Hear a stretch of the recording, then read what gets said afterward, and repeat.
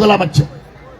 இவரை அகற்ற வேண்டும், வீட்டுக்கு அனுப்ப வேண்டும் என்று இந்த மண்ணிலே தான் என்னுடைய 100 நாள் நடைபயணத்தை தொடங்கினேன். மிகப்பெரிய வெற்றி. அதே போன்று இந்த தேர்தல் பிரச்சாரத்தை இந்த மண்ணிலே என்று நான் தொடங்குகின்றேன். உறுதியாக வெற்றி.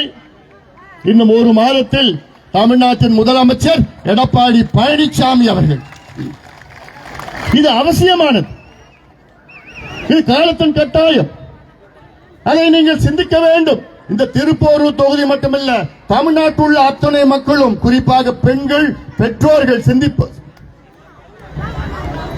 நானும் 3 மகளை பெற்றவர்கள், 3 பெண்களை பெற்றவன் நான்.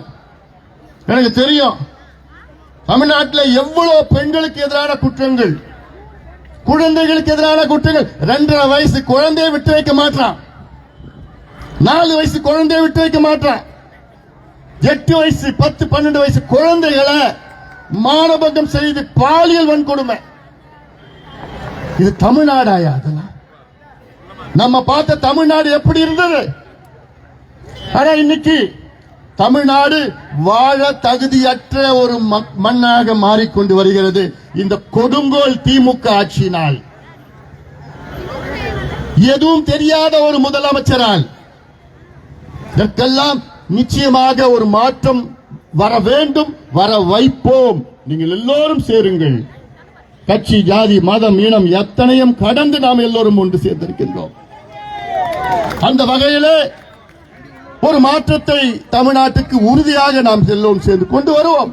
இது வர வேண்டும். கடந்த 5 ஆண்டுகளில் கடந்த 5 ஆண்டுகளில் தமிழ்நாட்டிலே குழந்தைகளுக்கு எதிரான குற்றங்கள் எவ்வளவு தெரியுமா? 62,000 குற்றங்கள். அப்படின்னா கணக்கு போட்டு பாத்தீங்கன்னா ஒரு நாளைக்கு 35 குழந்தைகளுக்கு மேல் குற்றங்கள் நடைபெறுகிறது. இது நமக்கு தெரிஞ்சது. தெரியாதது எவ்வளவு? தமிழ்நாட்டில் ஒரு நாளைக்கு 35 குழந்தைகள் மீது குற்றங்கள் நடைபெற்றுக் கொண்டிருக்கிறது. அதில் 62,000 குற்றங்களில் 5 ஆண்டுகளில் அதில் 27,000 குற்றங்கள் என்ன தெரியுமா? போக்சோ குற்றங்கள். போக்சோ குற்றம் என்ன தெரியுமா? குழந்தைகளை பாலியல் வன்கொடுமை செய்கின்ற குற்றம். பாலியல் வன்கொடுமை செய்கின்ற குற்றம் என்ன தெரியுமா?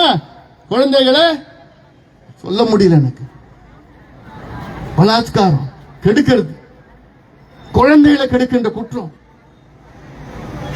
நம்ம குழந்தைகள் பள்ளிக்கூடம் போனா குழந்தை திரும்பி வருமா தெரியல, கல்லூரிக்கு போனா குழந்தை வருமான்னு தெரியல, வேலைக்கு போனா பெண் புள்ள வருமான்னு தெரியல. ஏன்? ஒரு கையாளாகாத ஒரு ஆட்சி திமுக ஆட்சி. ஒரு முதலமைச்சர் விளம்பர படத்தில் நடிக்கின்ற ஒரு முதலமைச்சர் ஸ்டாலின் அவர்கள் தினம் விளம்பர படத்தில் மட்டும்தான் நடிச்சிட்டு இருக்கிறார். என்ன நடக்குதுன்னு கூட தெரியாது. அவரை சுத்தி ஒரு 4 வியாபாரிகள், அமைச்சர்களாக வியாபாரிகள் இருக்கின்றார்கள். பணம், காசு, பணம், காசு, பணம் கொள்ளடித்துக் கொண்டிருக்கிறார். இந்த தொகுதியில திமுக கூட்டணி சார்பிலே ஒரு வேட்பாளர், விடுதலை சிறுத்தை கட்சி சார்பிலே ஒரு வேட்பாளர் நிறுத்திருக்கின்றார்கள். கடந்த தேர்தலிலும் இந்த தொகுதியின் சட்டமன்ற உறுப்பினர் விடுதலை சிறுத்தை கட்சியை சார்ந்தவர். யாராவது அவர் பாத்தீங்களா? இந்த தொகுதிக்கு ஏதாவது செஞ்சிருக்கிறாரா? ஒரு துரும்ப கூட இந்த தொகுதிக்கு கிள்ளி போட்டிருக்கிறாரா? ஒண்ணுமே கிடையாது, ஒண்ணுமே கிடையாது. ஆமா, ஹெலிகாப்டர் பாலாஜி. இந்த தொகுதி எப்படிப்பட்ட தொகுதி இது? இந்த தொகுதி எவ்வளவு இயற்கை வளங்கள் உள்ள தொகுதி. என் வீடு இங்க இருந்து அரை மணி நேரம் தான்.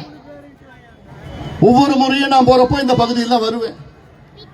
லட்சக்கணக்கான பறவைகள், வலசை பறவைகள் எங்க இருந்து, ரஷ்யால, சைனால, இங்க இருந்தோ வந்து அவ்வளவு அழகான ஒரு காட்சி அங்க உப்பளம் பகுதியில்.